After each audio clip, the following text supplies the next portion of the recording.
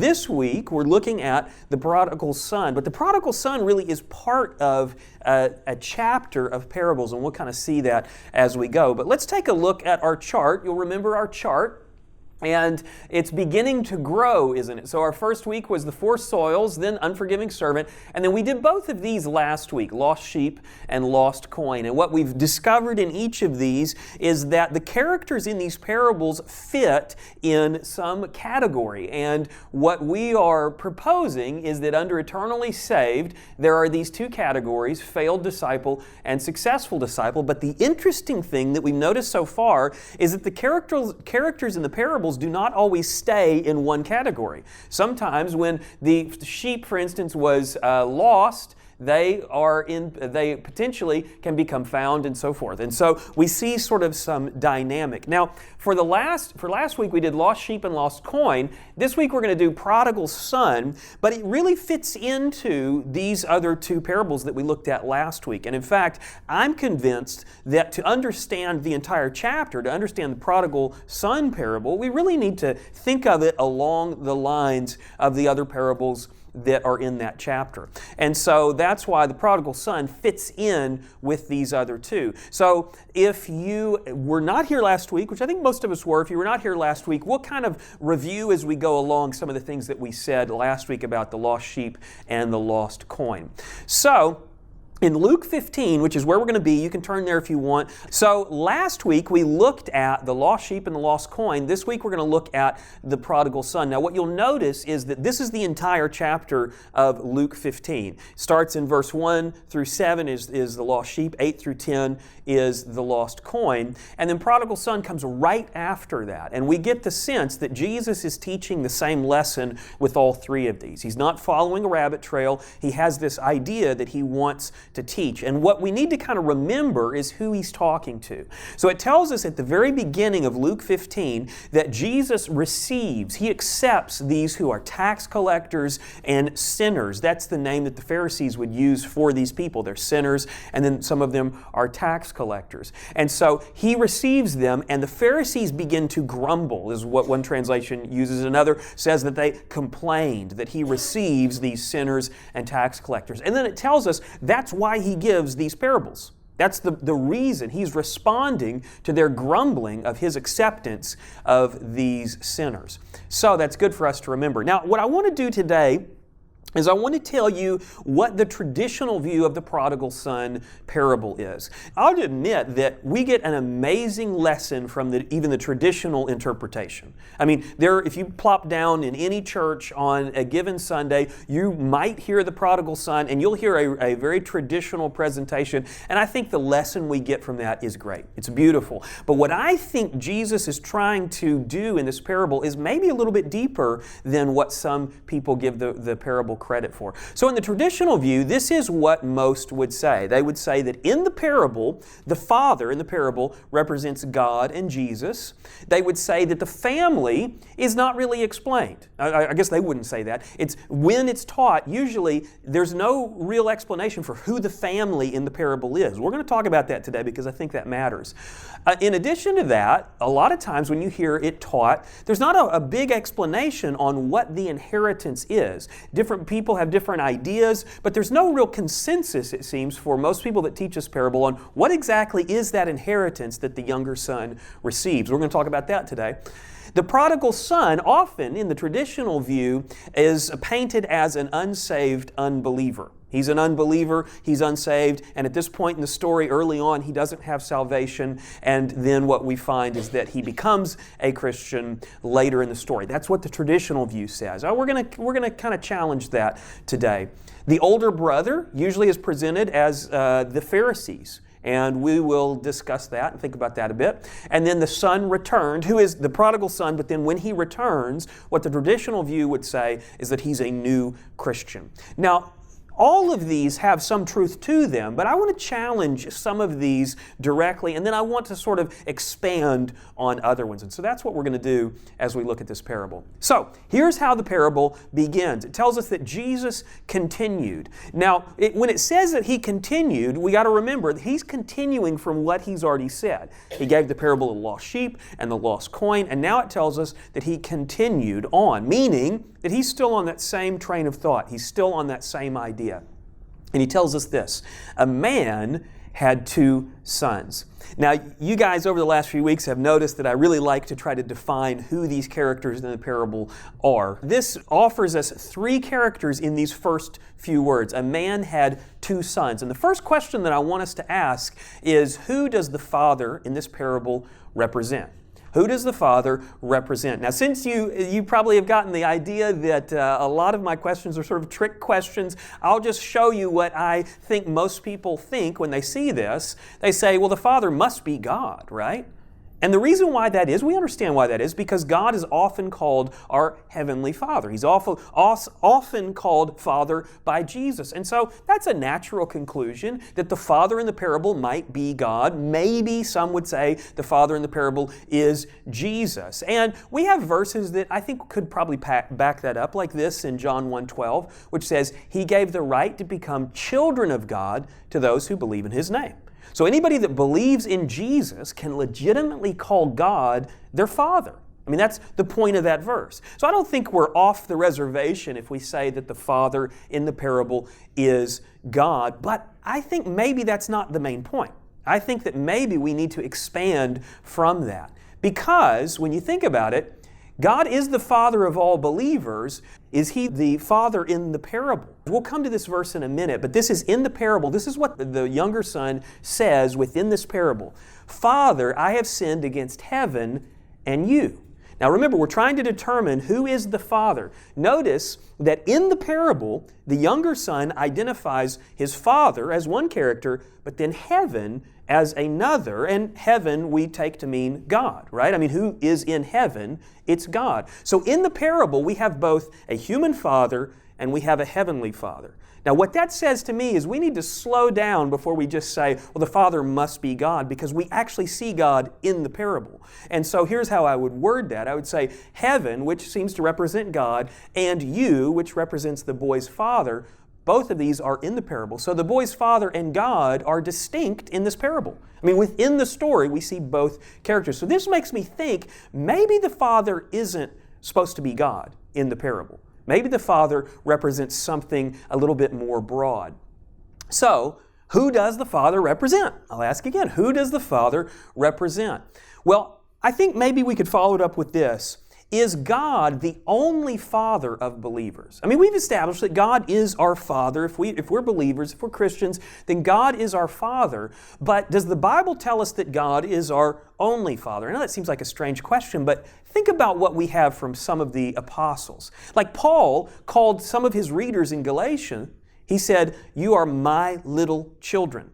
Now that's interesting to me, because here Paul, being the leader of the church, being an apostle, calls some believers his children. Now what does that mean that Paul is claiming to be? Well, Paul, therefore, is claiming to be a spiritual father. Now he doesn't mean that he is their heavenly Father. He's not trying to take the place of God. What he's saying is, I fulfill this role which metaphorically is like a father. So we actually see that also in John's writing. He says, I have no greater joy than to hear my children walk in the truth.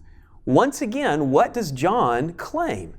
He says that those who have followed him are his little children. Therefore, John is claiming to be a type of spiritual father. Again, he's not trying to take Jesus's or God's role. He's not saying, I'm your heavenly Father. He's just saying, here on earth, I'm acting sort of like a father for you. Now, here's why I tell you that. Because I think what we have in Scripture is that, yes, God is the Father, but sometimes people act as sort of a delegate or a spiritual leader on behalf of God. So I would probably put it this way. God, the Father, delegates to human fathers, and we call them spiritual leaders. So spiritual leaders are human people who are doing God's work in trying to lead other people. That's what we saw in the parable of the lost sheep, We saw it in the parable of the lost coin. So what this does for me is it begins to question whether that father in the parable has to represent God in a strict sense. I think it can represent God in a certain way of thinking, but I think it can also represent some of what we saw in the previous parables. So in the parable of the lost sheep, we saw that the shepherd represented an exemplary leader, of which Jesus is what we might call the archetype. He is the example of an exemplary leader, but it seemed like what Jesus was trying to teach was that each of us ought to act as shepherd for other people who need spiritual leadership. And so that shepherd could be you or me or anybody that takes up a role of leadership for others who they have influence over. We saw the same thing in the parable of the lost coin. The coin owner seems to represent an exemplary leader. Same idea there. And so here's what I think the Father represents. I think the Father represents an exemplary leader. Now, we would say that God and Jesus they're the example of all spiritual leadership, but it seems like Jesus' point with these parables is very practical. He's not just saying, I want you to see how I do it. I think He's turning it around and saying, I want you to see how I do it so that you can do it as well, so that you can demonstrate this same kind of spiritual leadership. So who does the Father represent? I think it represents a good spiritual leader. Now here's what I would add.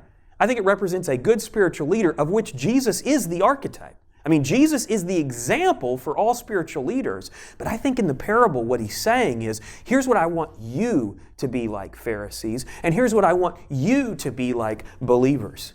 I want you to act like this Father acts in the parable, because the Father is the example for all of us. So I think, with that said, the Father should be seen as an exemplary leader. Who does the family represent? Okay, so we have this sense that the Father is a spiritual leader. Therefore, who does the family represent? Now, this is a question I don't really see asked much when we're talking about the prodigal son, but I feel like it's a really valuable question. Who does the family represent in this parable? Well, I tell you what comes to mind for me is that all through the New Testament, the church, or the group of believers, those who have believed in Jesus, are called the family of believers. Some translations will say the family of faith or the household of faith, but it all comes back to this idea that believers are a family. And I think it's possible that's what we're seeing in this parable, that this family represents believers. Here's another thing that we see a lot in Scripture is the word brethren or brothers. Now that includes sisters, but in the church it's often called brethren. In fact, I did a quick look at concordance. Nearly 200 times, 192 or so times, the word brethren is used in the New Testament. The church, those who are believers, are often referenced as a family. So I think what we're seeing in this parable is that this family, where we have the Father and the sons, I think it represents believers. Now, for his original readers, that we could say that meant Israel, but for us today, I think that means the church. I'm not saying that the church has replaced Israel or anything like that. It's just a general sense that for them, when they're thinking about this family idea, they probably would have thought of it as believers who are Israel. The church didn't come till later. For us, in the church age, we think of it as the church. I think what we're seeing in this parable is a family that represents how we ought to operate in the church, how we ought to operate as a family or a household of faith. It says this, he continued, a man had 2 sons. The younger of them said to his father, Father, give me the share of the estate I have coming to me. So he distributed the assets to them. Now, a lot of commentators will look at this and they'll say, oh man, that crummy younger son. I mean, he's really doing something awful here. But I'm not sure. It doesn't really tell us whether he's doing something evil or wrong or bad, at least not at this point.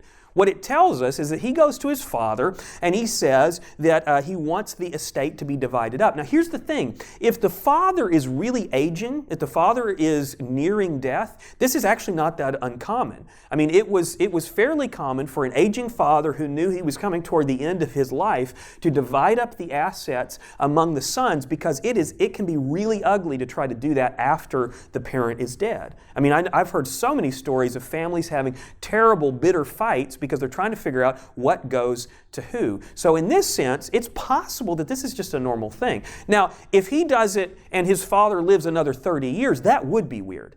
And so it's kind of up in the air, but I like to give this younger son the benefit of the doubt at this point. It just seems to me that he's asking something that may be a little uncommon, but I don't think it's necessarily evil. So he asks his father to divide up his portion of the estate. And what happens when an estate is divided up in the ancient world is the older son would get 2/3 of it, and the younger son would get 1/3 of it.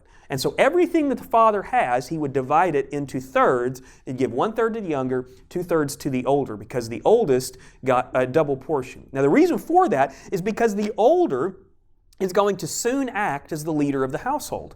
And so by this point, if the father is aging, the older son probably is already taking up a very strong leadership role. He now has his assets and the younger son has his assets. So the estate is divided.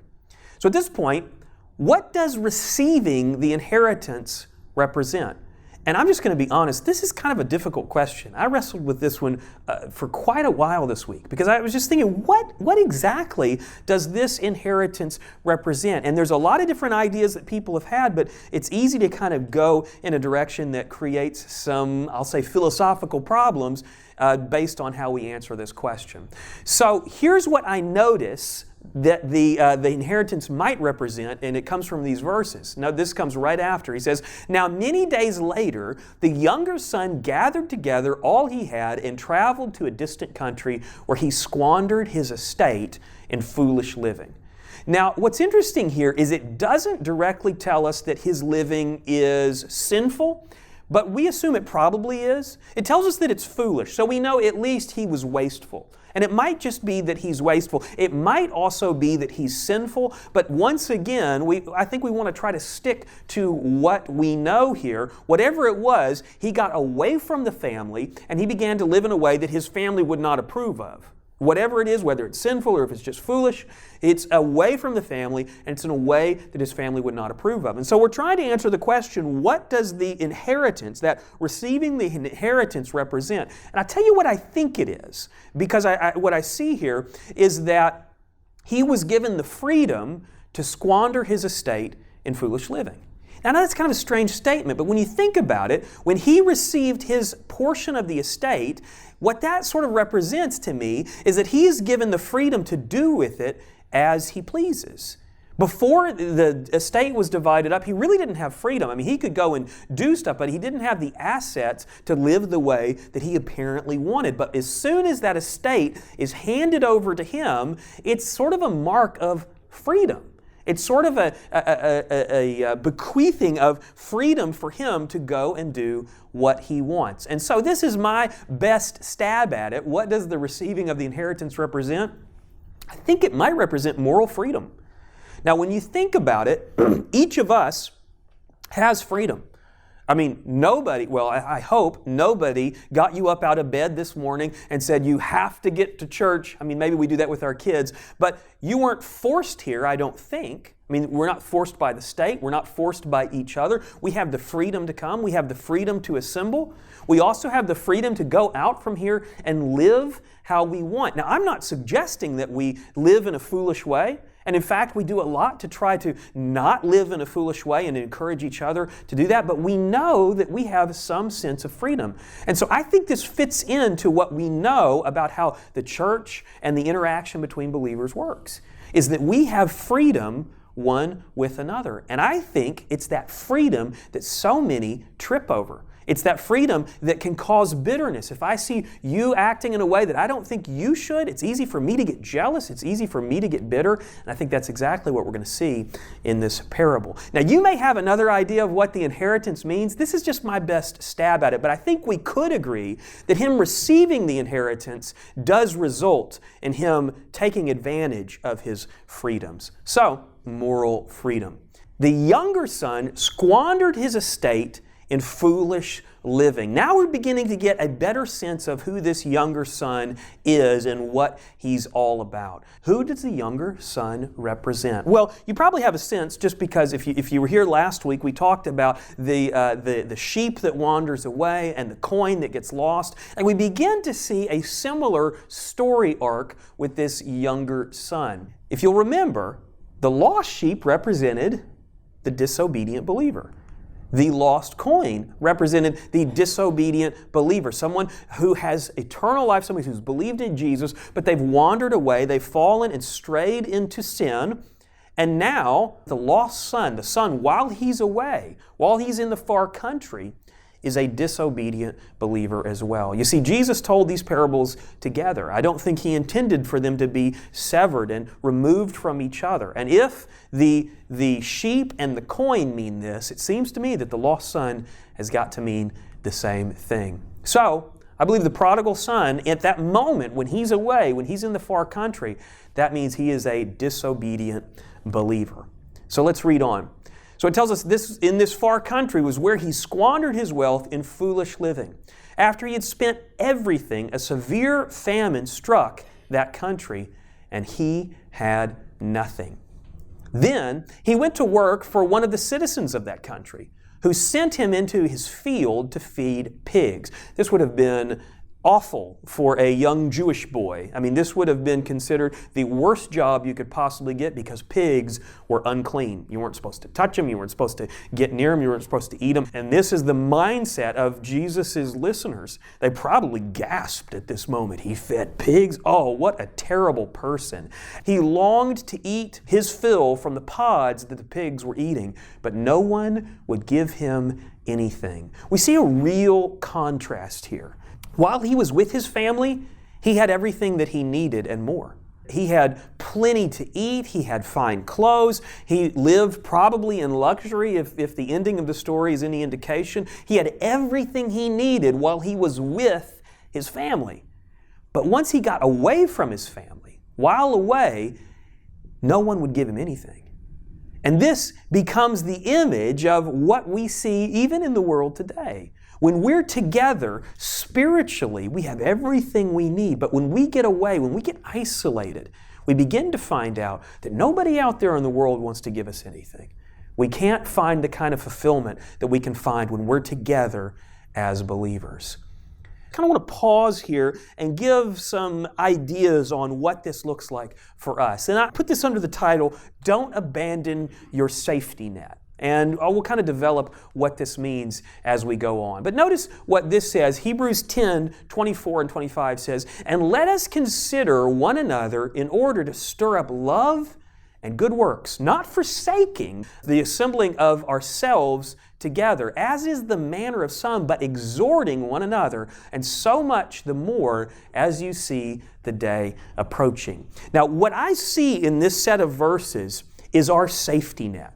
And I'm going to explain what I mean, but I see our safety net as believers in these verses. And notice what it tells us. It tells us that our safety net as believers is one among another, that we are to watch out for one another. But most people, it seems, have this vision of what church is.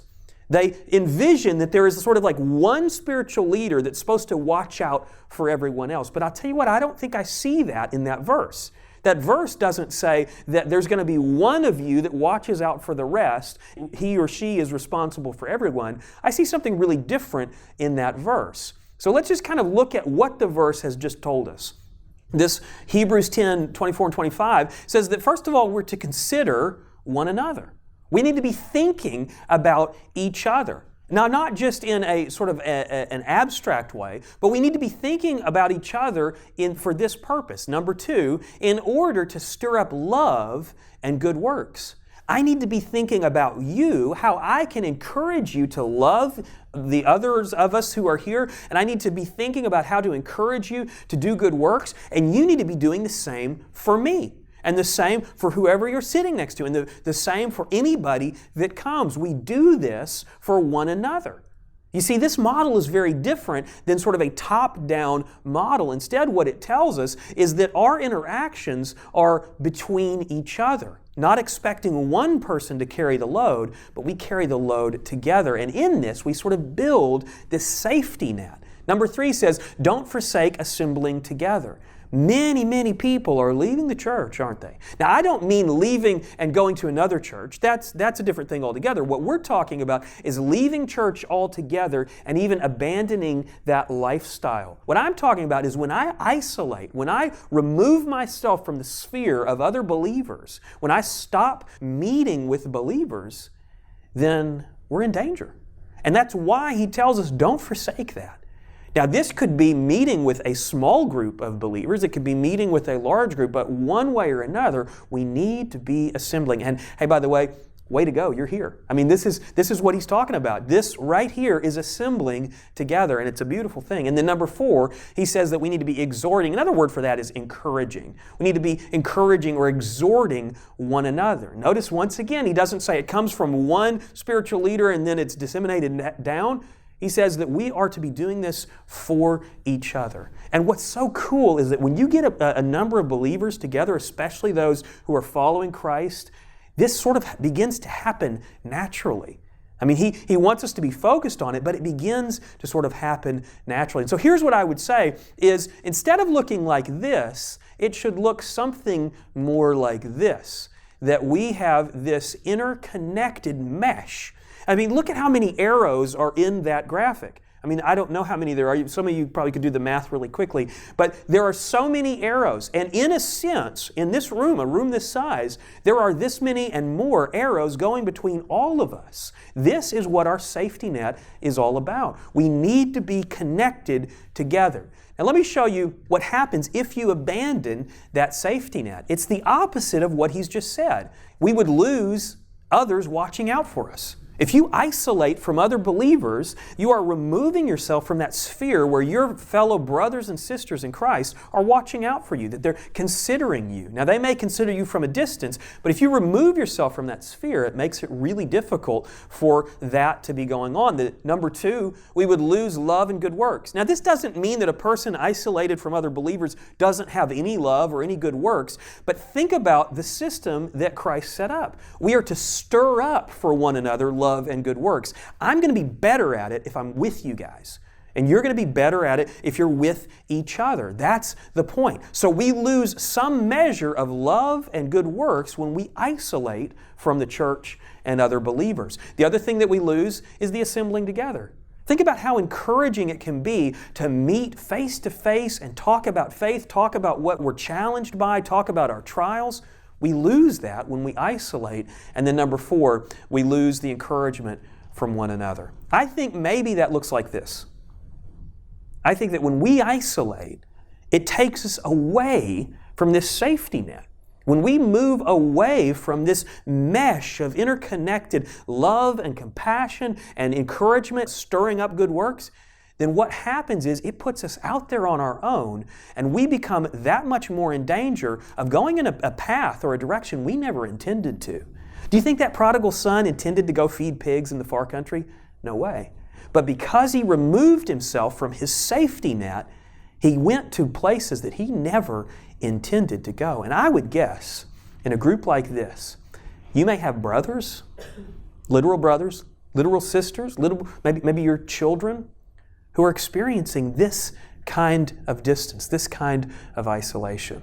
And it hurts. I do too. I have people on my mind pretty often that are sort of in the far country. They've intentionally removed themselves from this safety net, and it's painful. It's painful to watch. Maybe we can learn what we ought to do from the rest of the parable. When he came to his senses, that's a beautiful line, isn't it? He came not to his dad's senses.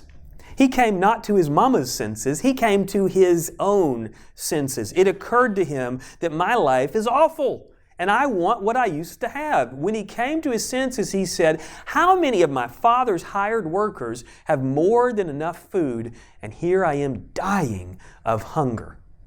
I'll get up, go to my father, and say to him, Father, I have sinned against heaven and you. I'm no longer worthy to be called your son. make me like one of your hired workers. Now, by the way, just so we kind of have the scenery, he's still in the far country right now, but he's rehearsing what he'll say. You guys ever do this? I do this pretty often. If I'm driving in the car and I know I'm about to have a meeting, especially if it might be a little tense, if you were sitting in the car with me and I didn't know it, you would hear me rehearsing how I'm going to say it. I do it all the time. I actually sometimes rehearse as I drive here if my family's not with me on what I'm going to say to you guys. I mean, we kind of do this, right? And this is what the prodigal son is doing. He's rehearsing because he knows this is a really important moment. He wants to get it right. And I think there's a really clear reason why Jesus gives us this speech in the parable, and we'll come to that in a minute. But he rehearses it. He's decided he needs to go home. He's decided what he's going to say to his dad. And notice this, he says, so he got up and went to his father. But while the son was still a long way off, his father saw him and was filled with compassion. He ran, threw his arms around his neck, and kissed him. So I want to focus for just a second on that first line. So he got up and he went to his father. Notice that there's nobody else really acting on him at this point. There's nobody pressuring him to do this. It is his circumstances and his circumstances alone that make him realize where he needs to go. And I think there's probably a lesson in this. The prodigal must choose for himself to return. Now, if we just read the parable of the lost sheep and the parable of the lost coin, we might get the idea that the spiritual leader is supposed to go and force that sheep or force that coin back into the fold. But what we find out here, and I think this is why Jesus adds this story, is that there is some measure of agency that prodigal has. And we cannot, as spiritual leaders, spiritual companions, we cannot necessarily force those who are in the far country to come back. To some extent, they have to get there on their own. And we believe that God's working in their lives through circumstances, and we need to be helping them return, but we also need to be careful in thinking that we can force them to return. Because if we force people to return, then they may not have actually returned in reality. They may just be sort of giving in to the social pressure. And I think this definitely applies for our kids, for our family members who have wandered away from God. They have to choose. Now, we can do things to help them choose, but we can't force. So, what they believed about God in the church can help or hamper their return. And I think this gives us a little bit of information about how we ought to interact with those who have left the church. What they believe about God, but not only God, but about us. Because people often believe things about Jesus and God, but they often believe something very different about the church. And so what happens many times is there are lots that try to return to God, put that in quotes, try to return to God, but they don't return to church. And there's a question in that for me. Why would someone say, well, I really love Jesus, but I'm not going to go to church? Often they'll say it's full of hypocrites or something like that, and that might just be an excuse. But the fact is that there are people who believe that they can return to God, but they don't really want to be in church. Now, we know that they're missing all these benefits, but we see this difference. We see this sort of distance between what people believe about God and Jesus and what they believe about church. And I think this is part of the reason why Jesus is giving us this parable, because He wants our character to line up with His character. He wants us to accept people back in the same way that God accepts people back in. I think that's ultimately the point of the parable, is that when someone wants to return to God, they ought to be able to return to the church as well. But the way that they do that has to do with how we treat them when they try to return. And we're going to see that with how the Father responds. But often we get called hypocrites in the church. Now, if somebody tells me the church is full of hypocrites, I'll often say, well, of course it is. It's the only place that'll take us.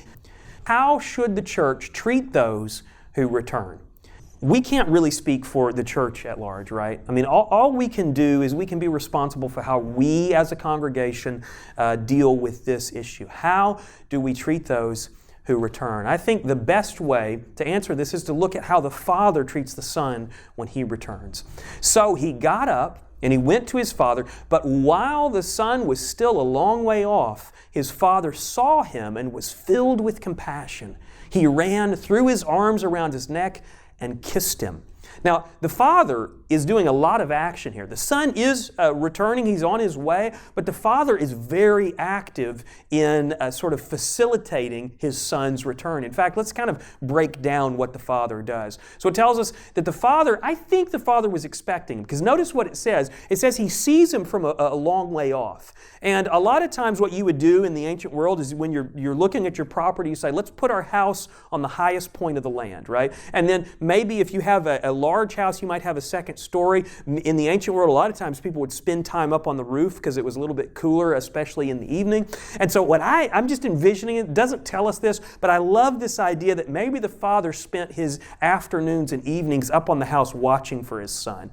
Maybe he would get up at the highest point and he would watch the horizon, knowing that it was a possibility that this is the day my Son might return. And I think that might be how he would see him coming from a long way off. He saw him coming, he's filled with compassion, and then he runs. I love this idea. In the ancient world, a well-to-do father wouldn't be caught running. The Son is not fully returned, but the Father wants to make his return easier. And the Father actually goes out to meet him before he's fully back to the house. And I think this is a beautiful image of how we ought to be. And then it tells us that he affectionately welcomes him. Now, what it tells us is that he hugs him and wraps his arm around his neck, and then he kisses him. I don't know if somebody comes back to the church if we ought to be kissing on them, but it's a thought that we need to think about, like culturally, what would be affectionate for us? It might be a hug, it might be a warm handshake and a smile. We need to add some type of culturally relevant affection to our interaction with people that gives them the sense that you are welcome here. You might be looking at this saying, okay, but how does this relate to us? I mean, like what does this mean for us today? Because, this is a parable, it's kind of an analogy. So what might this look like for us? Well, I got some ideas, although you might have ideas too. Here's my idea. We ought to expect people to return to us. We know that if somebody goes off in the far country, someone isolates, God is working on them in some way. And I think we ought to be watching for their return. And I think one great way to keep that fresh on the mind is to be praying for them, to pray for their return, pray for them to come back to the fold. I noticed that if he saw him coming far off, I think that might mean we need to stay somewhat informed. If someone leaves our circle and gets out of church completely, I don't think that means we just shun them and say, I don't want to know anything about you. I think it means we keep the relationship alive in some way if possible. And if that person doesn't want to interact with us, I think to whatever extent we can, we ought to stay informed on their life. If they have kids, if they get a college degree, whatever it is, I think we should stay informed so that we can reinstate the relationship as soon as we're able. It tells us that he was filled with compassion. Here's an important one. It's not easy to do, but sometimes when someone isolates from us, we need to continue to care about them. And you may say, well, I can't force myself to care. No, but we could pray about it. We could pray on a regular basis that, God, help me to love this person. Help me to care about their plight and their situation and their circumstances. Help me to be focused on this. And so I think we ought to care. And then the Father runs to the Son. I think this could mean that we meet up outside of church. If you know that there's somebody that wants to come back to church, or even if they're just considering all these difficult questions, I think we ought to reach out to them. We ought to continue to have relationship and connection. I have a group of guys that I meet with every once in a while who are really struggling with church. They're not happy with the church model. And so I try to meet with them on as much of a regular basis as possible. I usually do lunch with a few of them whenever I can. And that's an attempt to try to be like this Father for me, although I don't always think of it that way. It's an attempt to try to be like this Father, welcoming and inviting, bringing those people back if they are willing to come. So, this is how the Father responds. And I think Jesus' point is, this is how we ought to respond. If the family is the church, we ought to be like this when there are people that want to be part of us or when they want to return. It's interesting to me that in the parable of the lost sheep, the shepherd went after the sheep. In the coin, the woman who owned the coin searched diligently. It tells us that she searched carefully. And in this one, the Father ran. Although he did much more, he ran. And I think we see that same theme running throughout these. The Son said to him, Father, I have sinned against heaven and in your sight. I'm no longer worthy to be called your son. Now, if you remember, the rehearsal of this speech was longer. There was more to what he rehearsed, right? He then, after this, he said, I should be reinstated as a hired hand, make me a servant or a slave. I mean, his rehearsed speech was longer than this, but notice what happens here. The father interrupts him. I mean, it's like he's talking to his father, but his father turns, and it says, but the father told his servant, quick!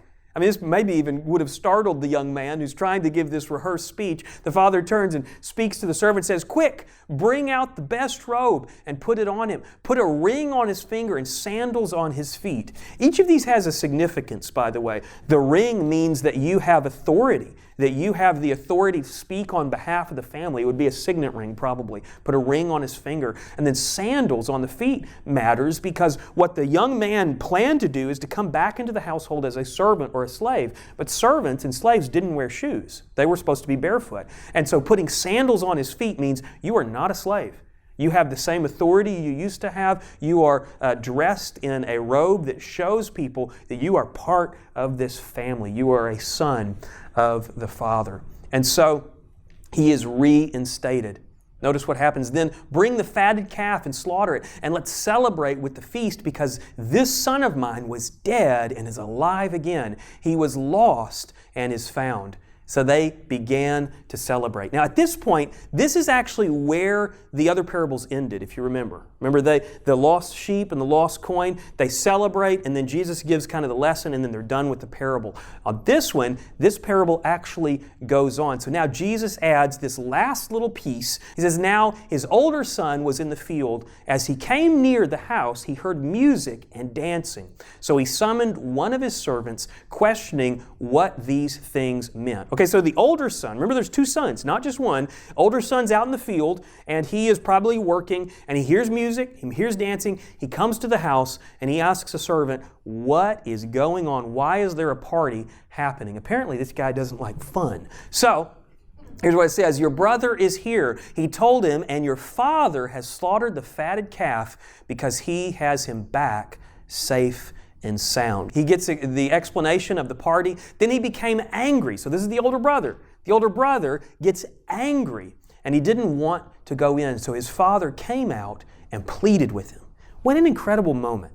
So he has one son who is returned, and then the other son does not want to have anything to do with the son who is returned. And in fact, he pleads with him to come in and celebrate. But he replied to his father, look, I have been slaving many years for you, and I have never disobeyed your orders, yet you never gave me a goat so that I could celebrate with my friends. I would say that jealousy and bitterness often leads to skewing the truth. Notice what he just said. He said, you never gave me a goat. But remember how the story began? It told us, so the father distributed the assets to them. It doesn't say that he just gave the younger son his portion. It says to them, both sons. So the father didn't just give him a goat. He gave him all the goats. He gave him all the sheep that weren't the younger brothers. He gave him all the cattle that remained. I mean, he has given him so much. And here, the older brother is saying, you never gave me a goat so that I could celebrate. He's just not telling the truth. But when the son of yours came, this is the brother still speaking, when this son of yours came, who devoured your assets with prostitutes. By the way, does the story tell us that the younger son was involved with prostitutes? It doesn't. I mean, it doesn't actually tell us that. That's possible, but how would the older brother even know? He's been slaving away, in his words. And so, yet again, we see that bitterness and jealousy seems to assume the worst of those who have been away. So he says that he's devoured your assets with prostitutes. You slaughtered the fatted calf for him. And this is the father's response. So he said to him, you are always with me, and everything I have is yours. There he's kind of answering his accusation. You never gave me a goat. He says, everything that I own, I've given it to you. And that is actually true at this point because the younger brother has gotten rid of everything that belonged to him. The only thing that remains now belongs to the older brother. So literally everything that is owned by all three of them belongs to that older brother. But he says, but we had to celebrate and rejoice because this brother of yours was dead and is alive again. He was lost and is found. So he gives this amazing response. But here's the thing. Bitterness leads to division. And this is what we see between the older brother and the younger brother. Notice what the older brother calls his brother. He says, "This son of yours." You ever do this with your kids? Like when your kids do something you don't like and you tell your spouse, "Your son just broke the vase," or whatever it is. I don't know. We see this all the time. Well, this is what the brother does. He doesn't say, "My brother." He says, "This son of yours." Now notice how the father responded to him. The father said, "This brother of yours." So he's sort of countermanding what the brother said. The brother said, "He's no brother of mine." The father says, "No, he is your brother. He is your brother, and you need to act like it. You need to come back together. We want peace in this household. We want peace between these two brothers." And I think we begin to see the lesson in this. So, who does the older brother represent? I think it just represents a legalistic leader. And I would add to that, of which the Pharisees were a type. I mean, the Pharisees are who Jesus is talking to. The Pharisees are a type of legalistic leader. But when we, as believers, begin to act legalistically and keep a list of wrongs, it becomes easy to be like that older brother, the legalistic person who then gets bitter when someone else gets forgiveness, when someone else gets acceptance. The older brother, legalistic leader. Our last little piece is right here. The father says, "He was dead and is alive again. He was lost and is found." Now, that should sound familiar because we saw those same types of words in the previous parables. Notice that the sheep was presumed dead, then brought back alive, and the coin was lost and then found. So it seems in this, Jesus is wrapping up all of these, kind of tying them in this nice bow where we can see how it connects to his other parables. The found sheep was an obedient believer. The found coin was an obedient believer. The son who's returned also must represent a believer who's finally, at this point, obedient. This is our chart. We notice that the prodigal son, at the very beginning, he would have been in this category maybe. I mean, it doesn't give us a lot of information, but we would assume that he was a successful disciple. He was a disciple at the beginning of the story. He goes into the far country. He becomes the prodigal son, but then by the end of the story, he comes back. So we have that same sort of motion as we did in the sheep and the lost coin, where there's that movement. And it reminds us that we're not static characters. We need to stay vigilant and stay focused on the task at hand. So the result of the parable, this is not what we want, right? We do not want this. We do not want to be separated. And what we have to do, because this is us right here probably. I mean, if we're in this room, this is us. What we have to do is we have to allow this person back in with such joy and rejoicing and celebration that it makes those people want to be back. We are fighting an uphill battle with the reputation that the church has in general.